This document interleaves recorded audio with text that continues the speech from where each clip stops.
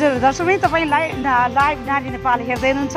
2568 बुद्ध जयन्ती अहिले एकाछे ललितपुरको 11 नम्बर वडामा चाहिँ यो पालो चाहिँ सेलिब्रेसन भइरहेको छ र यसपछिको पालो कुपन्डोल ललितपुरको कुपन्डोलमा चाहिँ हस्तान्तरण हुँदैछ।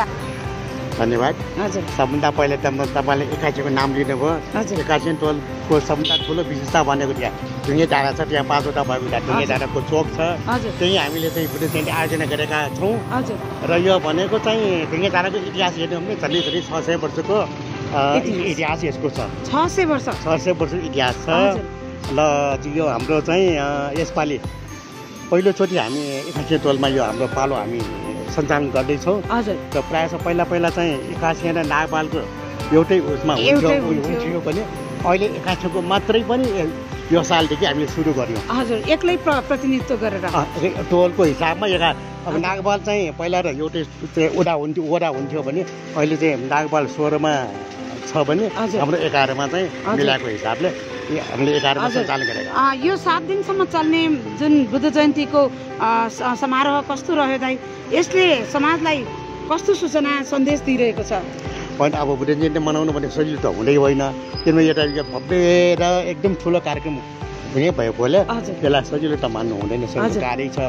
गाह्रो भए पनि एउटा टोलवासीको चाहिँ सामूहिक प्रयास भयो भनेदेखि सबै कुरा सजिलै हुन्छ। त्यो हिसाब हामीले पनि त्यही फिल गरेका छौँ। यस विषयमा हजुर प्रत्यक्ष प्रसारणमा हेरिनुभएका सम्पूर्ण दर्शकहरूलाई हजुरको तर्फबाट शुभकामना सन्देश। ल सबै चाहिँ दर्शकहरूलाई र यो टोलवासी मात्रै होइन, एकाछीवासी मात्रै होइन, वडावासी मात्रै होइन, नगरवासी मात्रै होइन, सम्पूर्ण देश तथा अन्तर्राष्ट्रिय क्षेत्रमा को समेतलाई म चाहिँ बुद्ध जयन्तीको उपलक्ष्यमा हार्दिक बधाई दिन चाहन्छु र संसारभरि नै बुद्धको सन्देशले शान्ति छाओस्, म यही कामना गर्छु। हजुर शान्तिको प्रतीक र समृद्धको प्रतीकको रूपमा सुख दुःख मिलन बिछोड जन्म मृत्यु भनेको जीवनको अपरिहार्य यो पर्यावाची हो र यो परिपूरक रूपमा हाम्रो जीवनसँग सम्बन्ध रहि नै रहन्छ।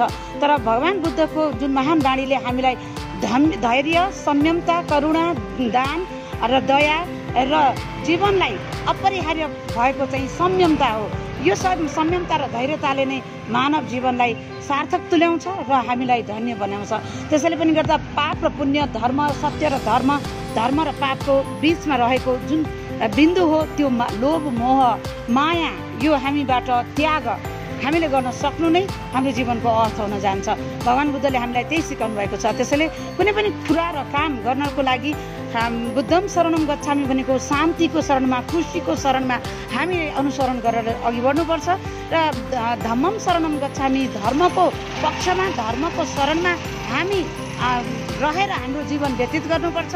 बोली व्यवहार वा आचरण सम्पूर्ण धर्ममा व्यतीत हुनुपर्छ र सङ्घको शरणमा जाउँ भन्ने जुन बाणी छ त्यो चाहिँ हामी समूहगत रूपमा हामी हौँ भन्ने, एक्लो होइन हामी सबै एक हौँ भन्ने भावनामा हामीले जिउन जान्यौँ सक्यौँ भने समाज सहित जहिले पनि सबल समृद्ध स्वच्छ र समृद्ध बन्न सक्छ। यो सबल र समृद्ध समाजकै लागि बुद्ध जयन्तीले एउटा प्रमाणित रूपमा हामीलाई सूचना सन्देश दिएको भाव हामी व्यक्त गर्न चाहन्छौँ। भवतु सर्वमङ्गलम। राष्ट्रिय स्तरको IVF उपचार अब नेपालमै सम्भव छ।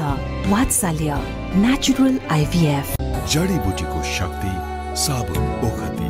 साल ट्रेडिङ कर्पोरेसन लिमिटेडको आयो नुन। गोल्डन कुकिजका उत्पादक गुड लाइफ फूड प्रोडक्ट।